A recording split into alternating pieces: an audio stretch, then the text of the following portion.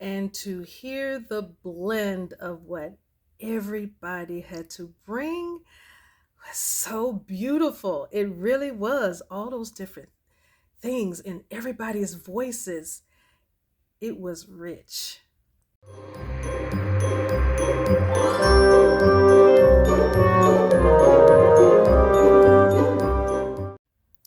Hey, it's Elegant Granny, and I am back. You know what? Was just thinking of a memory, a Christmas memory. So I guess this is a Christmas story. I remember, so it is 20 of us grandchildren in all of my immediate family, my mom and her brothers and sister. Between all of us, all of them, they had 20 of us. Well, the last two didn't come until I was an adult. I was about 27, 28 when the first one came, and 30 when the baby boy came. So it's a complete 30 years between me, the first grandchild, and little Thomas, who is the last grandchild. He's number 20.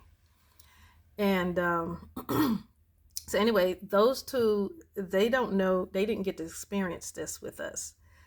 But we used to gather around grandma and granddaddy's house. And there was a piano upstairs and this little passageway that was right between the kitchen and the front room or the living room. Some people say living room, some people say front room. And then there was a very antique piano that they had bought when my mother was taking piano lessons. I think they said she was 6 when that happened, and it was beautiful. Oh my goodness. So it was one of those pianos that was very tall, had a very tall back, and you could open it up. It had these double doors on it with very intricate graphics. Well, it wasn't graphic, but it was art piece, and it was it was carved. It was hand carved, and you can open it up, and you could stand there and just plunk on the keys, and you could see the keys moving. Kind of sort of the same way you do with a grand or a baby grand. You can put the little kickstand up to hold the top of it up so you can see the keys. Um, and in case anybody didn't know, they want to know, I could tell you what it means to us in our area. In our area, it was used as a focal point to help those who are playing, help them focus. So they can focus on, okay, when I get to this part here, these keys need to be up. And when I get to that bar there, those keys need to be down. But those two, you could do something with those if you want to. And it was just a way to keep us focused because I took lessons. I haven't played in years. I think the last time I actually played a piano, I was 15 or 16, something like that. Yeah, that's well over 30 years ago. But yeah, we used to get together. And, anyways, we would start downstairs in the basement. We would, harmonize, find our harmony. We would practice listening to one another, and we would harmonize. And as we aged, my uncle, we call him Uncle Bishop now, but anyway, he heard our blend and he said, "Oh, y'all doing this real good." So what we were in the habit of doing was we would start our rehearsals, family rehearsals, would be in 3 stages when we did this. As all of us cousins came together, we would be there in the basement and we would start our own. And we were like, "Hey, you should do this part right here because your voice is the best for this part," or whatever like that. We would do that, and then when Aunt Beverly would come downstairs, she would get us lined up and have everybody in their sections, and she would say, "Hey, you need to straighten this note up, close that up, and you open that one up."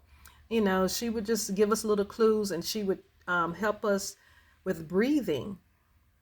She would help us on the techniques of breathing. My mother would help us with listening to one another. She was really good at that. She said you need to listen to one another so you can find your space. My uncle, once he got there, he would be the last phase. And he would be the one where we had to practice whatever my mom and my aunt gave us to do and what we practice on our own. And he said, "Oh, y'all sound real good. Now put some more on it." And so we had to learn how to use the breathing techniques that we were taught, and to balance listening to one another, and then to balance focusing on what he was instructing us to do in order to go to wherever he was telling us to sing. That took a lot of skill, especially for children. It took a lot of skill. It's a lot of skill for some of us adults. And that's one of my Christmas memories. We had a good time. Not only did we do that during Christmas, we did it every time we met. Every time, for whatever reason. We sang. My grandparents had an orchard in the backyard and a vegetable garden.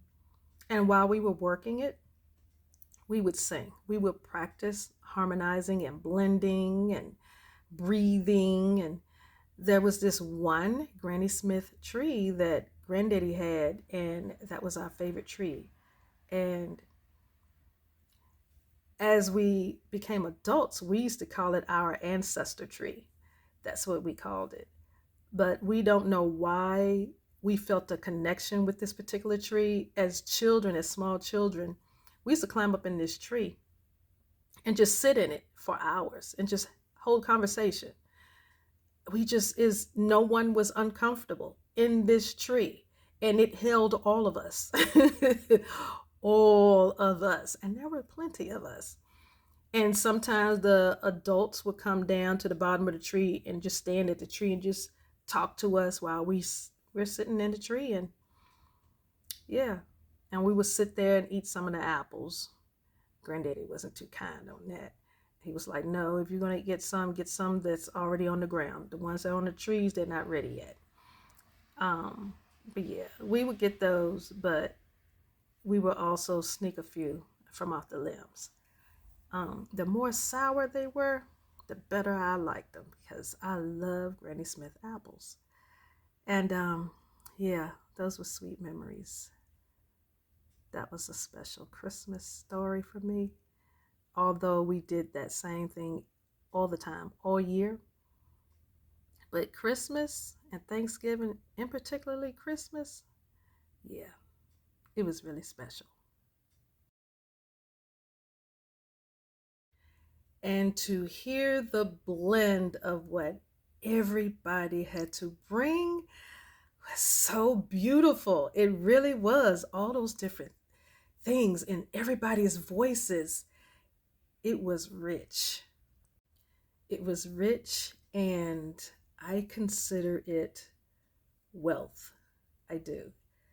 Because something like that you don't get anymore like you used to.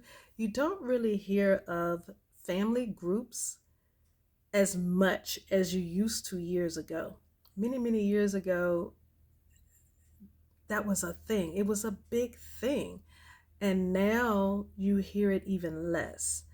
I consider myself very fortunate, very blessed, and well favored to have been one of the many, or one of the few, um, who experienced that. That was a Christmas present for me, just to remember that.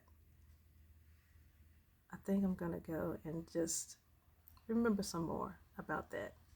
Talk to you later.